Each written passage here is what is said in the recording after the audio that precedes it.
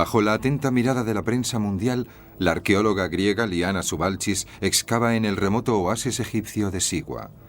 Está buscando el santo grial de la arqueología popular griega, la última morada del conquistador más espectacular que haya existido nunca, Alejandro Magno.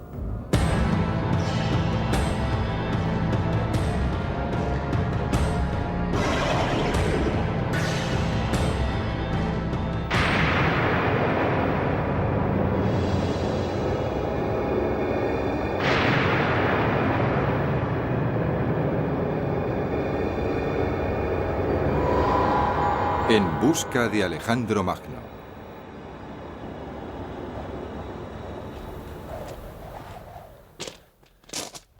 Desde mi infancia, los mitos y las historias sobre Alejandro Magno han captado mi interés.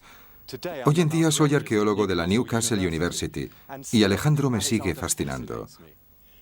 ¿Por qué? Es cierto que fue un guerrero excelente que vivió 300 años antes de Cristo, pero fue mucho más que eso.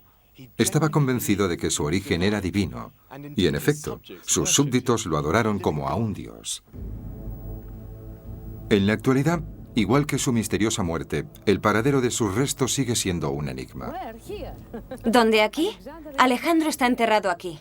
Investigaré los sensacionales descubrimientos de Liana Subalchis en el oasis de Sigua, que hacen que Alejandro sea hoy centro de atención mundial tanto como lo fue en vida.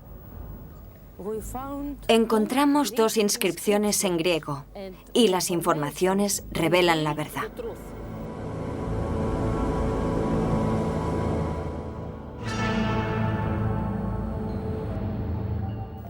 Pero no solo interesa su paradero físico. Destacados académicos están explorando aún más la mente y el alma de Alejandro para intentar comprender la naturaleza de su divinidad. Quienes heredaron su imperio creían que también ellos eran divinos. Y algunos de estos reyes autoproclamados dioses hicieron lo imposible y llegaron a cualquier altura para celebrar su sobrenatural poder. Estoy en una montaña de Turquía, en el reino de uno de estos reyes divinos, Antíoco. Antíoco fue enterrado debajo de este túmulo gigantesco para estar cerca de los demás dioses. Y aquí están todos ellos, sentados en inmensos tronos, con sus cabezas esparcidas por la ladera de la montaña. Cabría pensar que el legado de Alejandro no va más allá. Pero durante este documental voy a explorar la idea de que, aunque parezca increíble, la figura de Alejandro Magno influye incluso en nuestra forma de pensar en la actualidad.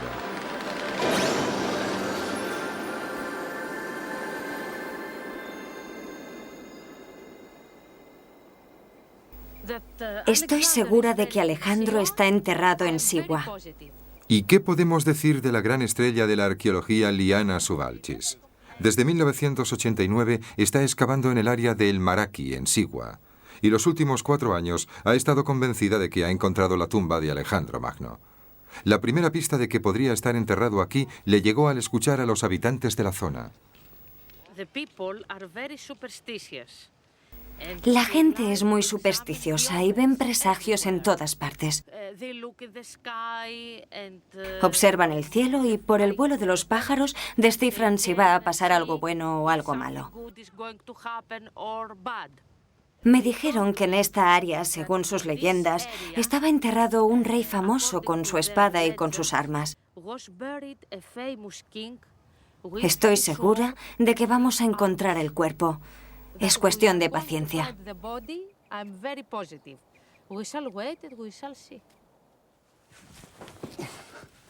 Encontrar la sepultura de Alejandro sería muy importante para los pueblos griego y egipcio. Pero, ¿cuál sería el premio?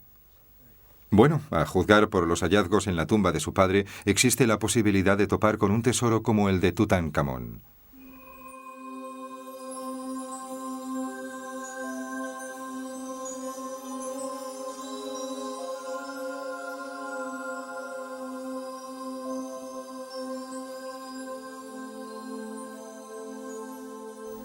La belleza de estos antiguos tesoros nos recuerdan lo sofisticada que fue la época de Alejandro antes de que su civilización desapareciera.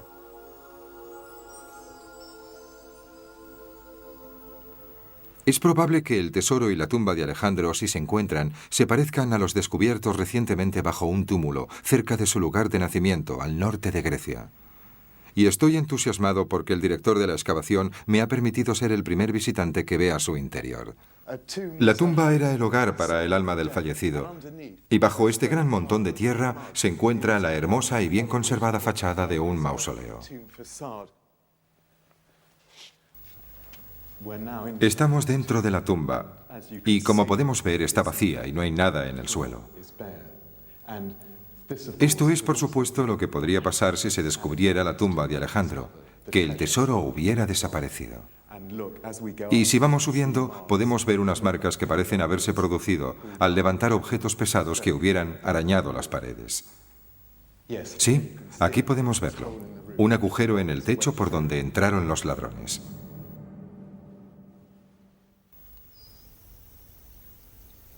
Pero lo más probable es que la última morada de Alejandro esté en Egipto. Y como hemos visto, la atención del mundo se centra ahora en el oasis de Sigua, lleno de cámaras funerarias como esta colina. Se trata de una de las muchas tumbas ptolomaicas del área de Sigua. Para los buscadores de la tumba de Alejandro, su hallazgo significaría mucho más que el mero sueño de encontrar un tesoro. Sería la certeza de poder desvelar la verdadera historia. Sabemos que el cuerpo de Alejandro fue embalsamado y enterrado en algún lugar de Egipto. Y los cadáveres momificados de esta época perduran. Y los expertos actuales pueden extraer mucha información de cuerpos como este. Liana Suvalchis ha elegido el equipo forense de momias del Manchester Museum para que investigue lo que podrían ser los restos de Alejandro.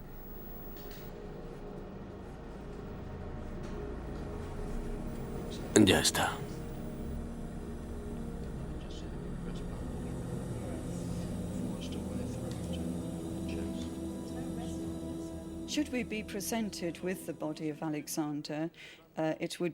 Si nos trajeran el cuerpo de Alejandro, le daríamos el mismo tratamiento que damos a las demás momias. Es decir, le haríamos radiografías y efectuaríamos una exploración con endoscopios para no dañar los restos. Tomaríamos muestras de tejido que usaríamos para identificar enfermedades y poder descifrar el ADN de la momia y posiblemente el grupo sanguíneo. En el caso de Alejandro sería muy revelador poder analizar su hígado, porque las fuentes escritas han documentado el exceso de bebida. Siempre polémica, Liana Suvalchis tiene su propia teoría sobre la muerte de Alejandro. Algunos autores antiguos aseguran que murió envenenado. El veneno llegó desde Macedonia.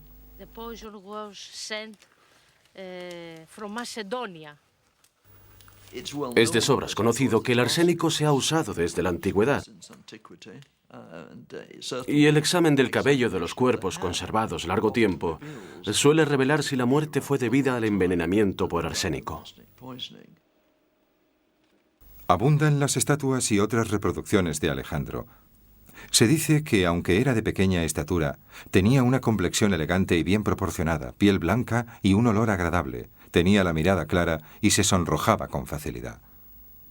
Pero, ¿nos permitiría el hallazgo de sus restos mortales hacernos una idea exacta de su aspecto? Si tuviéramos el cráneo de Alejandro Magno, podríamos analizarlo tal y como hicimos con el de su padre, Filipo II de Macedonia.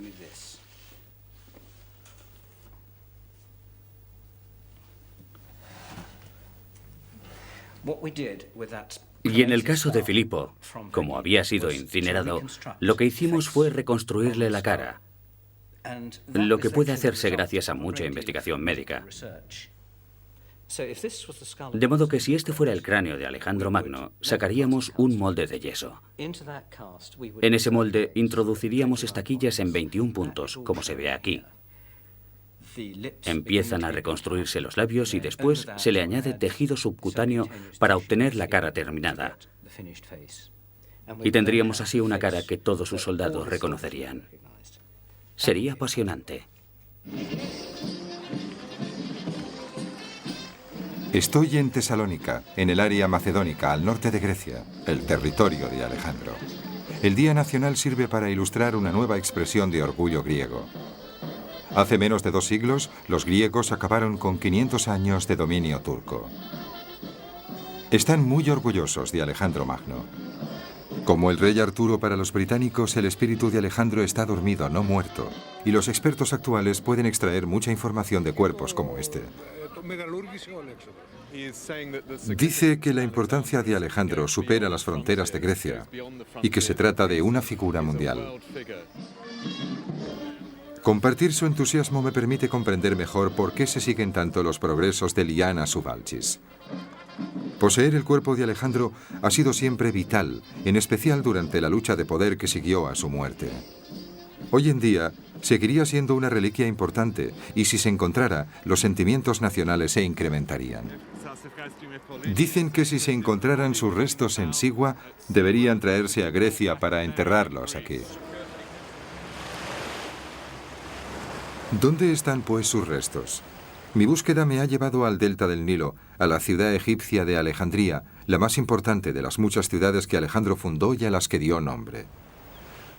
Según los relatos fidedignos que existen, sabemos que el cadáver de Alejandro estuvo expuesto aquí desde poco después de su muerte, en el 323 a.C., durante casi 600 años.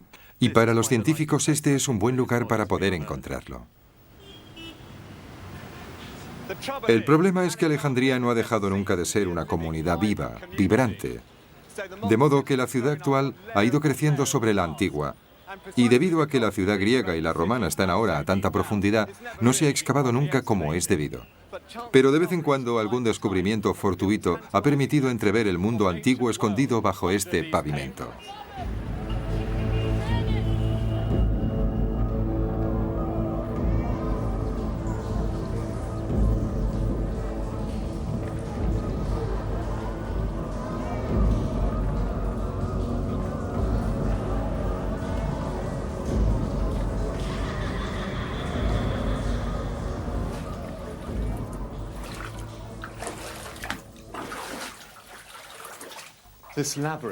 Este laberinto de cámaras funerarias que los arqueólogos egipcios están drenando fue descubierto hace 100 años, cuando un burro y un carro se cayeron en él.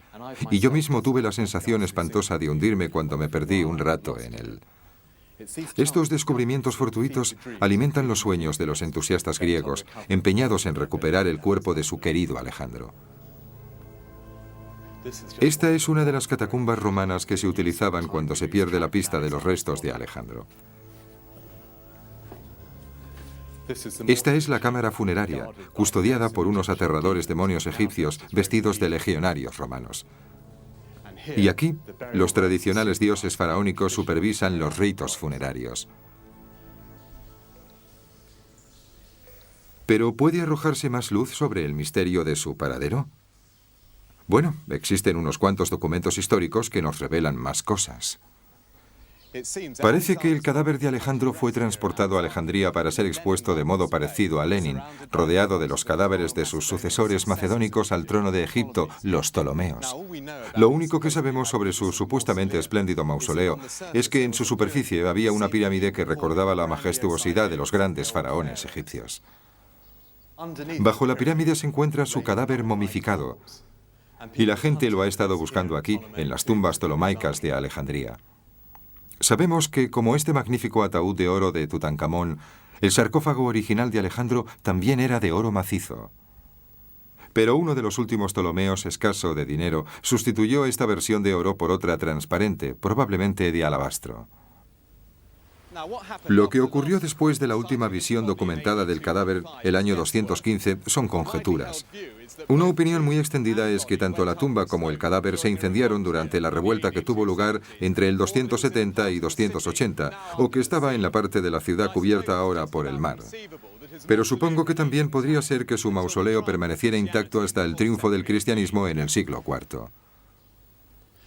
No sé si es demasiado descabellado pensar que sus devotos paganos ocultaron el cadáver en una cámara como esta en Alejandría para evitar el fervor antigentil de los cristianos locales. O incluso que lo llevaran a El Maraki, en Sigua. Aunque el oasis de Sigua está muy lejos de Alejandría, en él encontramos a un emperador cristiano romano acabando con los últimos vestigios de un culto a Alejandro 800 años después de su muerte. Y hoy en día, la prensa internacional observa expectante los últimos acontecimientos que se cuecen en este oasis. En medio de un calor abrasador, Liana Suvalchis mantiene obstinadamente su afirmación de que esta es la última morada de Alejandro. Sabemos que Alejandro había expresado su voluntad de ser enterrado en Sigua. Y no era la voluntad de una simple persona, era la voluntad de un rey y de un dios. Observamos muchos hallazgos en Sigua, la estrella de 8 rayos. El descubrimiento de los 2 fragmentos que forman esta estrella es para Liana una prueba clave. Según afirma, se parece a la estrella real de 8 puntas de Macedonia. Sí, podría tener 8 puntas, pero a mí me parece que carece del eje de simetría necesario para que fuera una estrella. Y también están las inscripciones recientemente descubiertas que, según ella, demuestran que se trata de la tumba de Alejandro y que además aseguran que Alejandro fue envenenado. Los expertos cuestionan este punto. Dicen que no está escrita la palabra veneno y está aquí. Y hoy. Y hoy. Pero es un nombre de persona en latín, Servius. Servius Sulpicius. No. Forma parte de No. Es y hoy. No es ningún nombre. Y hoy es veneno. ¿Puede decirnos entonces por qué es fascinante? ¿Qué cree que significan estas palabras que aparecen aquí? ¿Qué significan? Sulpicius, por supuesto, es un nombre romano, pero le dije que tuviera paciencia y lo sabría todo. Espero que muy pronto. Bueno, ¿qué me pareció esta superestrella de la arqueología? Es sin duda una mujer encantadora y tengo que decir que admiro su entusiasmo y su chispa. El problema es que precisamente estas cualidades la convierten en lo opuesto a una investigadora imparcial. La mentalidad de búnker en el Maraki ha conllevado que no se diera a conocer indicios vitales que permitirían a los expertos más destacados hacer aportaciones al debate. Hablar con ella se convierte en el juego del gato y el ratón. Pero lo que he oído no me anima a esperar un descubrimiento inminente de los restos. Para poner un ejemplo preciso, afirma que una de las inscripciones insinúa que Alejandro murió envenenado. Pero los especialistas en griego reconocerían con facilidad que la palabra veneno parte de la palabra Servius, un nombre romano corriente. Liana Suvalchis, como otros antes que ella, cree sentir el poder de estar cerca del cuerpo de Alejandro, pero como ocurre siempre en esta búsqueda, nunca sabes qué va a pasar. El jefe del Consejo Superior de Antigüedades egipcio no descarta este lugar. Debería haber algo perteneciente a Alejandro en Alejandría, pero no hay ninguna duda de que también debería haber algo suyo en Sigua. No encontramos las momias en las tumbas de los reyes en Egipto, en el Valle de los Reyes. Encontramos las momias depositadas en otro sitio, de modo que no es necesario encontrar la momia, sino estar por lo menos seguros sobre los textos. ¿Qué ha encontrado, pues, Liana Suvalchis? Un estudio del famoso arqueólogo egipcio Ahmed Fakri documenta un pequeño templo dórico en el Maraki, y esto es lo que Liana Suvalchis parece haber redescubierto. Pero los expertos que han analizado sus detalles arquitectónicos sugieren que es por lo menos un siglo posterior a la muerte de Alejandro. De hecho, puede que con sus hallazgos Liana Suvalchis descubra, sin proponérselo, a quién se adoraba realmente en él. Este fragmento contiene la palabra diosa en griego, Teas, seguida de 2 letras, seguramente del principio del nombre Isis. De modo que puede que se trate de un templo antes desconocido dedicado a la diosa egipcia Isis, sin relación alguna con Alejandro.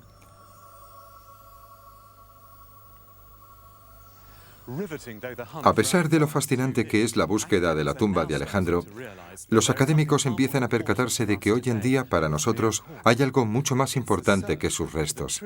Es la verdad sobre su vida, que puede resultar apasionante. Considero a Alejandro una figura muy parecida a la de Hitler. Cabalga sobre su fantástico caballo blanco, como un símbolo de control de todas las fuerzas irreductibles del mal. Creo que debía de ser un joven bastante agresivo y salvaje. A pesar de estos puntos de vista tan contradictorios, sabemos que al final de su vida particularmente espectacular y triunfante, él y sus súbditos creían que era un ser divino. Y los expertos afirman que la secuela de este nuevo fenómeno ha influido en muchas de las religiones del mundo hasta la actualidad. ¿Podría ser cierto? Bueno, en primer lugar tenemos que buscar los aspectos de su vida que llevaron a Alejandro a creer que era un dios. Ya antes de que naciera Alejandro, su familia estaba envuelta en un aura sobrenatural porque afirmaba descender del mítico Heracles, un griego majestuosamente fuerte que se ganó un lugar entre los dioses tras una vida llena de hazañas heroicas.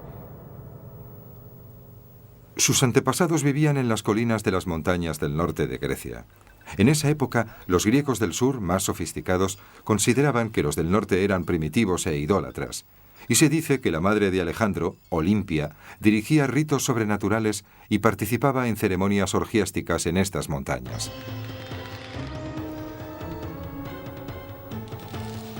Estas inclinaciones de Olimpia ofendían al rey Filipo, su marido.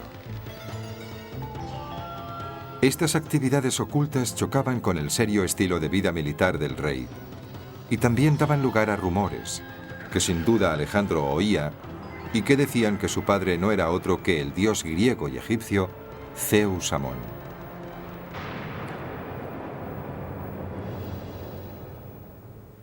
La educación de Alejandro en un palacio plagado de magia y de culto a los antepasados podría muy bien haber favorecido una beta mística y dado pie a que más adelante creyera que sus logros revelaban su propia divinidad.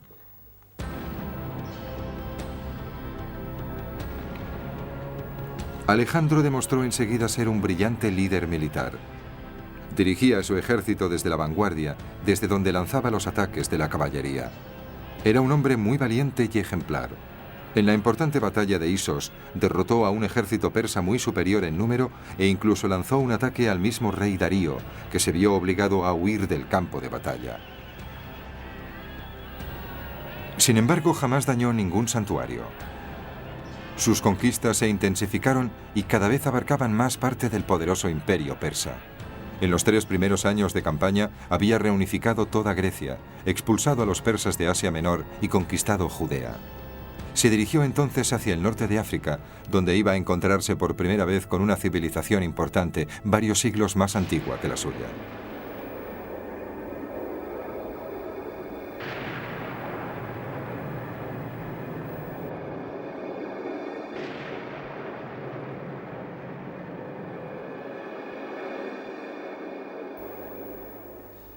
Alejandro llegó a Egipto el año 332 a.C.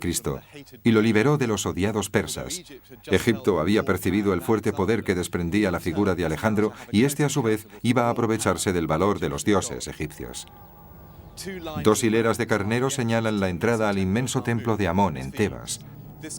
Este dios sería importante en la vida de Alejandro.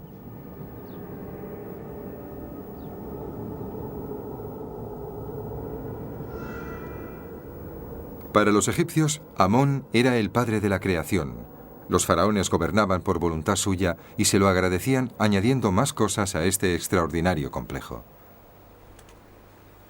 En el corazón del templo vemos al mismo Alejandro asumiendo el papel de faraón semidivino que brinda ofrendas piadosas a Amón, el dios del que había aprendido cosas de niño.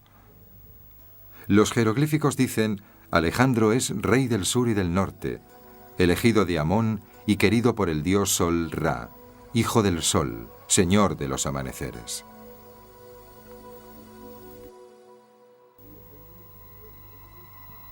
Había un templo dedicado a este culto muy frecuentado por los griegos, el oráculo de Amón, en el desierto occidental de Sigua. Alejandro interrumpió su campaña implacable contra los persas para dirigirse a él. Parece que deseaba preguntarle irremisiblemente a este famoso oráculo si era realmente hijo de Amón. El viaje a Sigua no era fácil, y para alguien en mitad de una larga y peligrosa campaña militar, esta importante desviación en el desierto era estratégicamente arriesgada y sin duda insensata. Incluso ahora, al viajar en la relativa comodidad de un vehículo, el trayecto revela lo alejado que está este oasis sahariano. Hemos avanzado hora tras hora por el desierto abrasador y vacío, y no puedo evitar pensar que si tenemos una avería, lo pasaríamos muy mal. El historiador griego Diodoro escribe: pasados 4 días, el ejército se quedó sin agua y los hombres de Alejandro sufrieron una sed terrible. Estaban desesperados y temían por sus vidas. Pero afortunadamente, para demostrar que tenía a los dioses de su lado, se produjo una fuerte tormenta y vieron por fin las aguas azules de Sigua.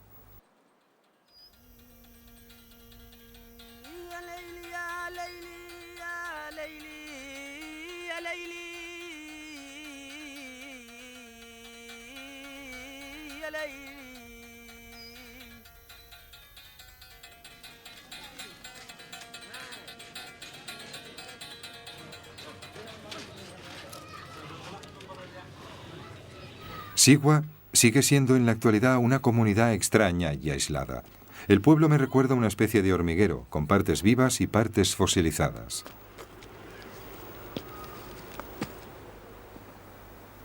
El antiguamente famoso oráculo de Amón se encuentra en lo alto de un afloramiento rocoso. Los viajeros se acercaban a él inquietos, ya que su futuro iba a ser desvelado.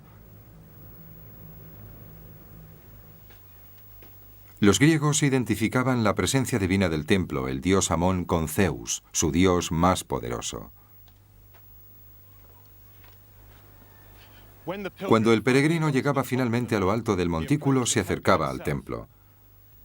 El historiador romano Curcio afirma que cuando Alejandro llegó, los sacerdotes y las mujeres locales lo recibieron cantando himnos a Amón.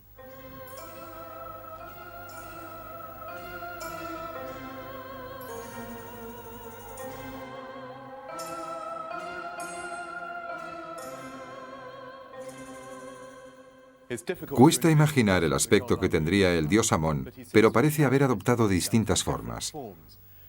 Sobre todo la del viento invisible y poderoso que agita las tormentas de arena alrededor del oasis. Y la de un carnero que se aparecía a los viajeros perdidos y los guiaba hasta ahí. Y había una piedra insólita. Hay quien dice que era un meteorito, quizás como esta reproducción. Tenía esmeraldas incrustadas para resaltar la gloria de Amón. Y se afirma que se paseaba este objeto divino alrededor del templo en un barco dorado.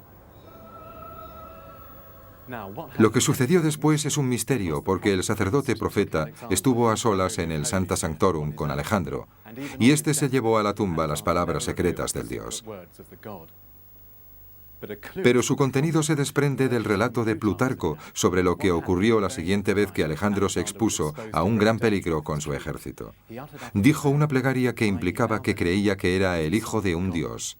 Gritó: «Escuchad, dioses, si realmente soy hijo vuestro, ayudadnos ahora al entrar en combate».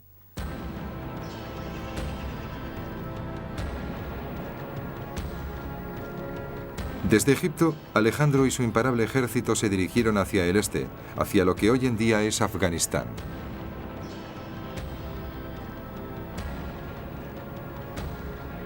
En Pakistán se enfrentó a unos aterradores elefantes.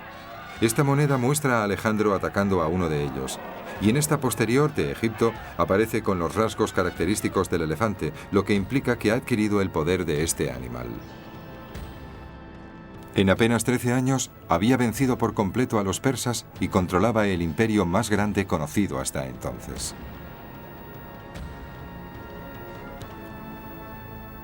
Una riqueza incalculable empezó a llegar a Macedonia. Hasta las monedas eran entonces de oro. Como los macedonios eran el pueblo dominante, aumentó la creencia de que su líder era más que un hombre, que en realidad los dirigía un hombre dios, y buscaban formas cada vez más extravagantes de reflejarlo. El arquitecto griego Dinócrates se aseguró un lugar en la historia de las obras públicas desmesuradas al proponer a Alejandro que todo este monte griego, Athos, fuera esculpido para representar a un hombre, es de suponer que el propio Alejandro. Como Gulliver, la figura habría tenido 2 inmensas manos extendidas. En una estaría una ciudad entera, mientras que de la otra fluiría una cascada como si estuviera en libación perpetua a los dioses. Según el escritor Vitruvio, Alejandro, aunque encantado, rechazó la idea por motivos prácticos. En Athos no hay tierras de cultivo. Pero en este creciente ambiente de adulación extrema, el joven conquistador podría haberse convencido de que sus obras habían revelado que era divino. A medida que Alejandro se acercaba al final de su vida, se veía cada vez más como un dios. Los escritores antiguos sugieren que ordenó que todos sus súbditos lo adoraran. Los visitantes tenían entonces que postrarse ante él para honrarlo. Pero todo esto terminó de una forma brusca y prematura.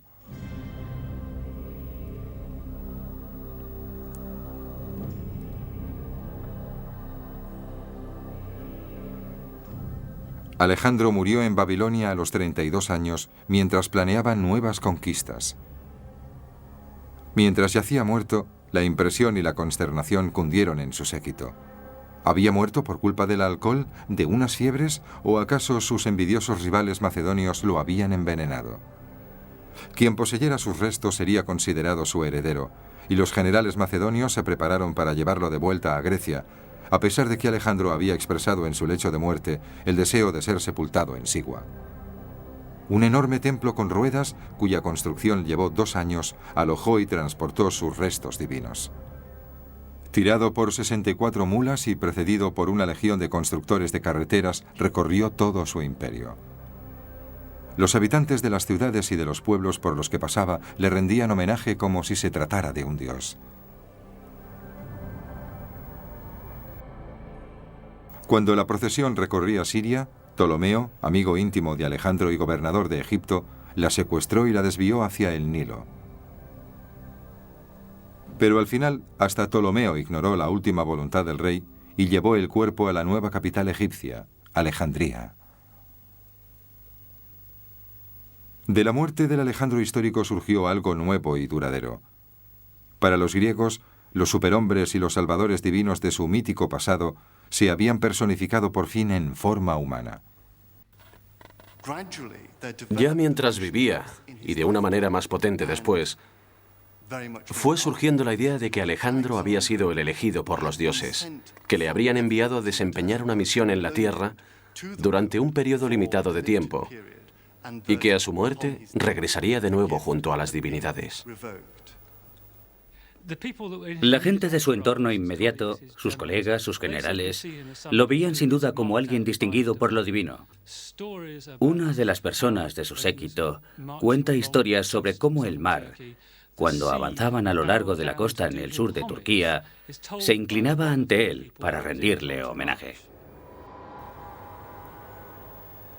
Para los griegos, la divinidad no era una cuestión de bondad o santidad supremas, sino de un poder formidable e invisible que, si podías acceder a él con los rituales y los sacrificios adecuados, podía conferir grandes beneficios. Cuando sus sucesores se repartieron su fragmentado reino, utilizaron la figura de Alejandro, es decir, su imagen y su idea de que los reyes son dioses que pueden adoptar formas distintas.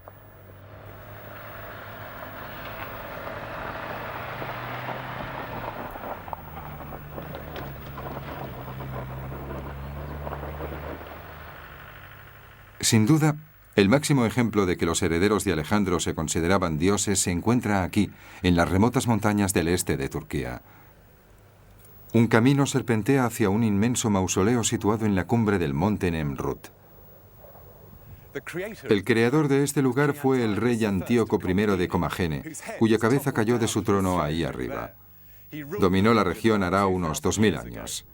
Este lugar lo dice todo.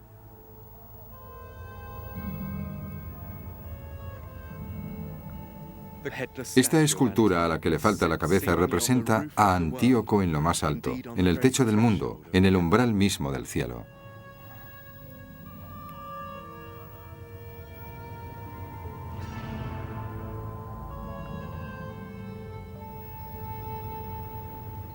Al situarse a sí mismo entre los dioses, junto a la diosa de la abundancia a un lado y Apolo al otro, Antíoco nos está manifestando que él se considera uno de ellos. Y aquí se nos muestra estrechando la mano del dios Apolo a su misma altura. Veamos ahora la inscripción de la parte posterior de las estatuas, donde Antíoco expresa, con sus propias palabras, sus creencias religiosas. El uso de la gramática permitió que sus más profundos pensamientos cobraran vida. Aquí aparecen su nombre y sus títulos en nominativo, lo que significa que él es el sujeto. Y aquí hay un verbo en primera persona que significa hice. con lo que está certificando que hizo todas estas cosas. Y este verbo está en presente, oras o veis, lo que significa que estaba vivo cuando se escribió el texto. Y aquí está el antiguo pasaje en griego, Antíocos Theos, con lo que está diciendo que es un Dios.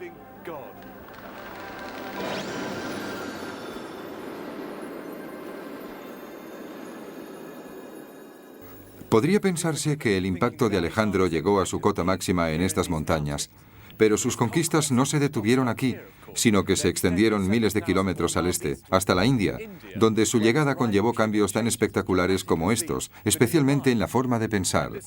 Y lo mismo puede decirse del sur, en la tierra del judaísmo, donde la influencia de Alejandro provocó una transformación de las actitudes judías en los años que precedieron al nacimiento de Cristo. La asimilación de ideas griegas como consecuencia de Alejandro, lo que se llama helenización, dio lugar a que todo el mundo conocido se convirtiera en un crisol de ideas religiosas. Las investigaciones actuales revelan por primera vez que Alejandro influyó sorprendentemente en las religiones de India, el Islam y el cristianismo inicial, y en aspectos clave del judaísmo. Surgió una nueva especie de líder judío, un maestro o rabino basado en la idea de las escuelas filosóficas griegas. Aquí, junto a la zarza ardiente, está el gran héroe judío Moisés, con una túnica de estilo griego. En el suelo de esta sinagoga vemos el dios sol pagano griego, Helios. Detrás de la cabeza tiene un disco y unos rayos que representan el sol. Y de nuevo, con destellos de luz para realzar su resplandor divino, aparece Antíoco VI, un sucesor de Alejandro en Siria, que asume la idea de ser divino. Estos reyes sucesores fueron más allá. Un rey sirio posterior, Demetrio III, se autodenomina Theos y Soter, Dios y Salvador. Cuando los romanos se convirtieron en el poder imperial después de los griegos, decidieron que, como Alejandro, ellos también eran reyes divinos.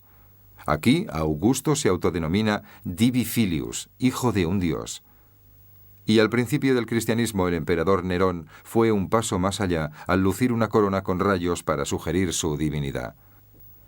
Y aquí, en este antiguo mosaico que aparece debajo del Vaticano, adornado con los mismos destellos solares que usaban los emperadores romanos, vemos al líder del cristianismo, religión que empezaba a surgir entonces, Jesús.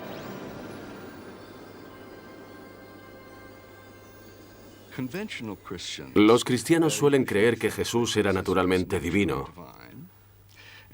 y que los primeros cristianos no tuvieron que interpretar su divinidad, sino que solo documentaron lo que habían visto de él. Aunque la corriente principal de la teología sigue destacando los precedentes del Antiguo Testamento para la fundación del cristianismo y sostiene que a la muerte de Jesús ocurrió algo bastante inusual, el polémico Dr. Barton Mack no cree que el Jesús de la Iglesia inicial procediera de la tradición judía. Los reyes de Israel, como eran vistos, descritos y elogiados en documentos históricos posteriores, no eran considerados divinos. Así que la idea de divinidad, y especialmente de una figura divina real, universal, no procede de la tradición israelita. Su solución radical es buscar en otra parte la inspiración de un Cristo como el que tenemos hoy en día. Esta fascinación por Alejandro se debe a que tenemos por primera vez la idea clara de un hombre divino, y a la vez que tenemos esta historia maravillosa de Alejandro ocupando la mentalidad de la época. Tenemos la escritura de los evangelios sobre Jesús, con unas similitudes sorprendentes. En pocas palabras, el Dr. Mack hace la afirmación revolucionaria de que la naturaleza fundamental de Cristo, como hombre y como Dios, proviene de la tradición griega de la divinidad de Alejandro. Por supuesto, el mensaje de Jesús, a diferencia de su imagen, era nuevo y se basaba en la no violencia y en el amor a Dios. Miles de kilómetros al este, otro maestro con ideas parecidas iba a recibir el mismo tratamiento que Alejandro.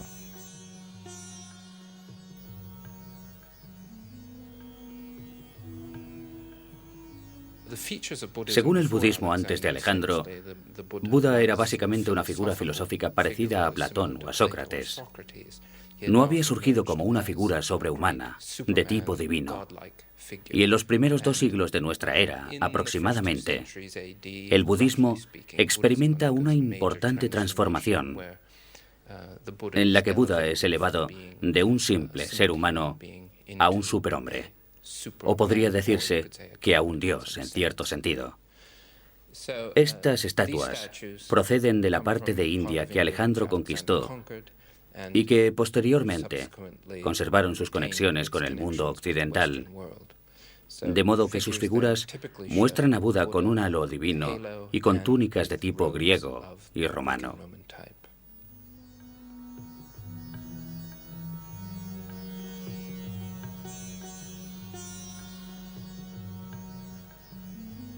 Lo mismo ocurre con el hinduismo más o menos en la misma época. Empiezan a producirse imágenes que muestran a las deidades hindúes sujetando armas. Por ejemplo, una vara de mando. Cosas todas ellas relacionadas con Heracles. No sabemos el impacto directo de Alejandro como individuo en estos hechos. Sabemos que Alejandro adoptó características divinas como consecuencia de su conquista de Egipto y de diversas partes de Asia. Y parece haber sido una corriente de cambio en las actitudes religiosas, con la necesidad de alguna clase de ser sobrehumano, alguna clase de superhombre que pudiera salvar a la humanidad.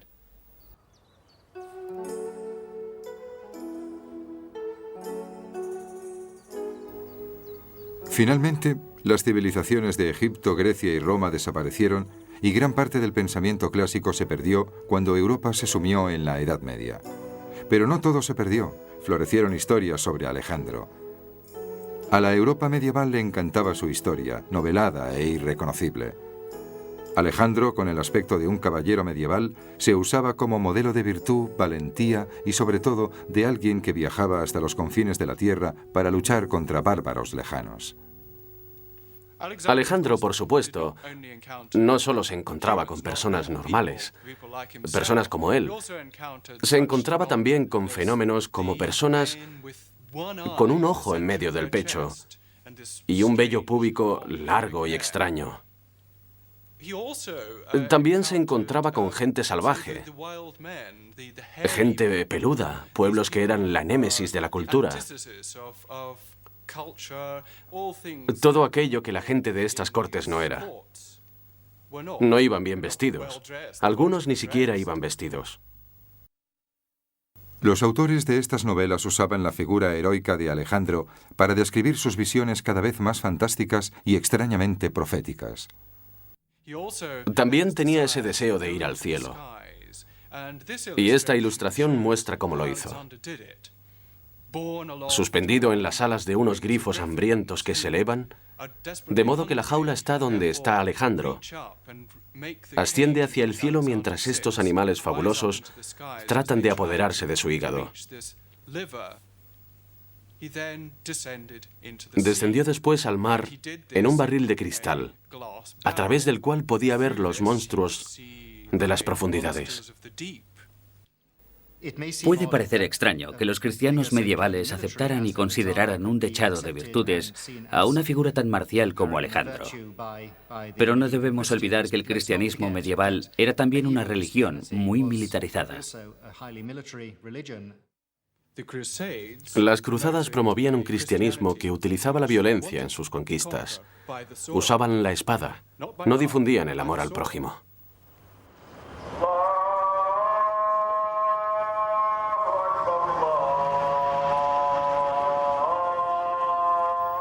Mil años después de la muerte de Alejandro, Mahoma, un profeta de la península arábiga, fundó el Islam. A diferencia del hinduismo y del budismo, las primeras generaciones de musulmanes sentían el impulso de expandir el mundo islámico con la espada, y desde sus inicios en la Meca, el Islam conquistó pronto un vasto imperio santo, tan grande como su predecesor romano. La impresionante ciudadela árabe de El Cairo, que contiene la espléndida mezquita de Mohamed Ali, resalta la sofisticación y el poderío militar del Islam. Las investigaciones recientes de algunos historiadores están sacando a la luz una importante fuente de inspiración de sus conquistas militares. Los primeros escritos árabes sugieren que el ejemplo que seguían en esta expansión armada del reino de Dios en la tierra no era otro que el de Alejandro Magno, al que consideraban un genio militar. La primera aparición de Alejandro en la literatura árabe se encuentra en el Corán. Alejandro, por supuesto, no figura con ese nombre en el Corán ni en los demás escritos árabes antiguos. El nombre que recibe es Zul Qarnayn, que significa el de los dos cuernos en árabe. Es un nombre que adquiere debido a las imágenes que lo muestran con los cuernos de carnero de su supuesto padre, el dios Amón. Esta es una imagen única. Representa a Alejandro Magno visitando la Kaaba, en la Meca, la sagrada piedra negra situada en el centro de la ciudad más santa del mundo islámico. Ninguna imagen podría expresar con mayor claridad lo muy en serio que los pensadores y escritores musulmanes se tomaban a Alejandro en el mundo medieval.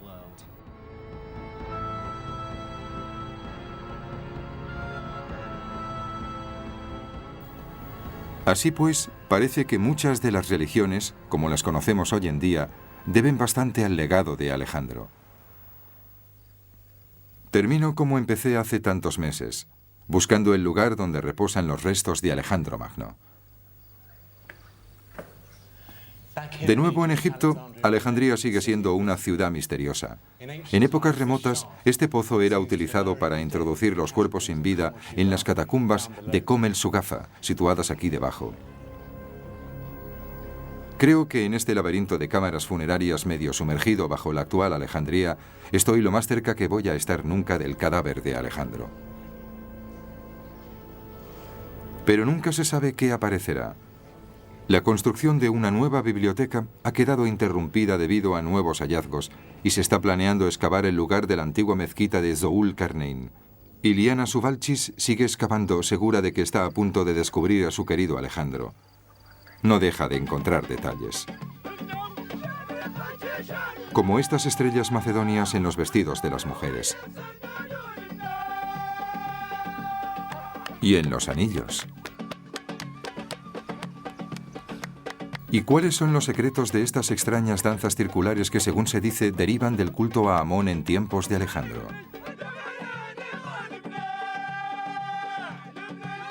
Y asegura que el tocado de los niños imita la forma del casco del ejército de Alejandro Magno.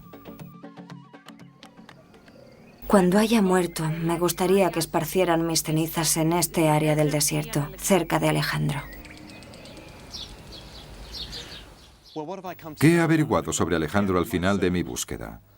Da la impresión de que los escritores de cualquier época lo han ocultado tras una cortina de humo.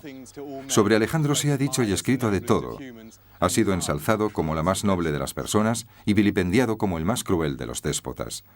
El extraordinario éxito militar de este conquistador errante y el consiguiente poder divino que ostentaba parecen haber alimentado en nosotros la necesidad universal de un héroe que trascienda de algún modo nuestras limitaciones humanas. Y como murió joven, estos logros no se vieron empañados por el paso del tiempo ni la decadencia física. El mito de Alejandro permanecerá entre nosotros para ser convenientemente utilizado.